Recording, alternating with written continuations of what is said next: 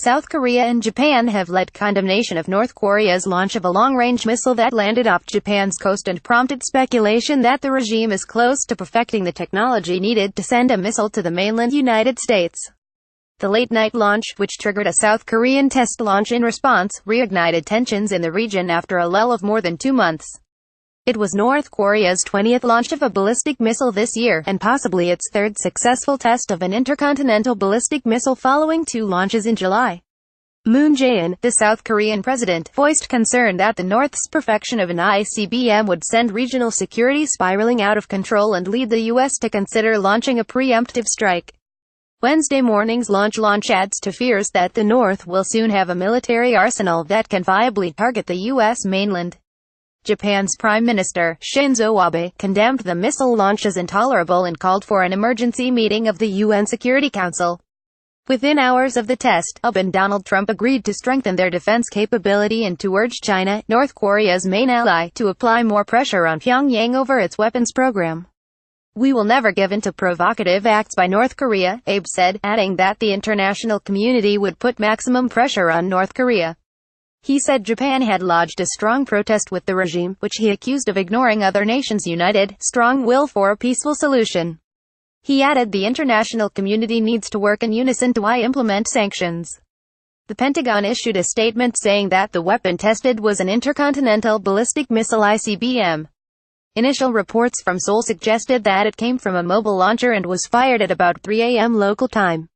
The missile was reported to have flown for 50 minutes on a very high trajectory, reaching 4,500 kilometers above the Earth, more than 10 times higher than the orbit of NASA's International Space Station, before coming down nearly 1,000 kilometers from the launch site off the west coast of Japan.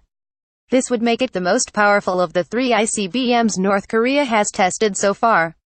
David Wright, a physicist and missile expert at the Union of Concerned Scientists, calculated that on a normal trajectory, rather than a high-lofted one, the missile would have a range of 13,000 kilometers, enough to reach Washington, the rest of the U.S. West Coast, Europe or Australia. Furthermore, the mobile night launch appeared aimed at testing new capabilities and demonstrating that Pyongyang would be able to strike back after any attempt at a preventative strike against the regime. "It went higher, frankly, than any previous shot they've taken," James Mattis, the U.S. Defense Secretary, told reporters. "It's a research and development effort on their part to continue building ballistic missiles that can threaten anywhere in the world." Mattis added the North Korean missile program threatens world peace, regional peace and certainly the United States. President Trump, who had insisted that North Korean development of an ICBM would not happen during his presidency, said, "We will take care of it. It is a situation that we will handle." The missile was launched from Saint-Denis, North Korea, and traveled about 1,000 kilometers before splashing down in the Sea of Japan, within Japan's economic exclusion zone. "We are working with our interagency partners on a more detailed assessment of the launch," Pentagon spokesman Colonel Robert Manning said. Within minutes of the launch, the South Korean Joint Chiefs of Staff announced Seoul had carried out an exercise involving the launch of a precision strike missile, signaling that it was primed to respond immediately to any attack from the north. Manning said the North American Aerospace Defense Command determined the missile launch from North Korea did not pose a threat to North America, our territories or our allies. Rex Tillerson, the U.S. Secretary of State, condemned the launch and added diplomatic options remain viable and open, for now. The United States remains committed to finding a peaceful path to denuclearization and to ending belligerent actions by North Korea. It was the first North Korean ballistic missile test since the 15th of September and followed a warning earlier this month from Donald Trump that North Korean threats to strike the U.S. and its allies would be a fatal miscalculation. "This is a very different administration than the United States has had in the past. Do not underestimate us, and do not try us," said Trump, in a speech to the South Korean National Assembly.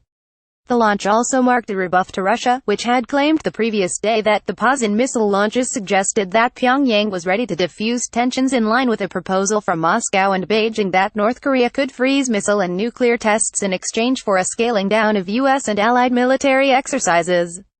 "I think North Korea's restraint for the past 2 months is within the simultaneous freeze roadmap," said Igor Morgulov, the deputy Russian foreign minister, speaking to reporters in Seoul on Monday.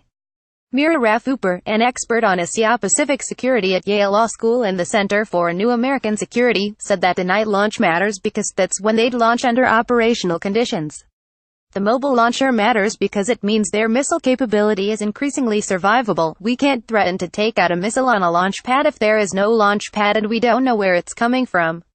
Abe told reporters, "We will never give in to provocative acts by North Korea," adding that the international community would put maximum pressure on North Korea to abandon its ballistic missile and nuclear weapons program. Abe said Japan had lodged a strong protest with the regime in Pyongyang, which he accused of ignoring other countries' united, strong will for a peaceful solution.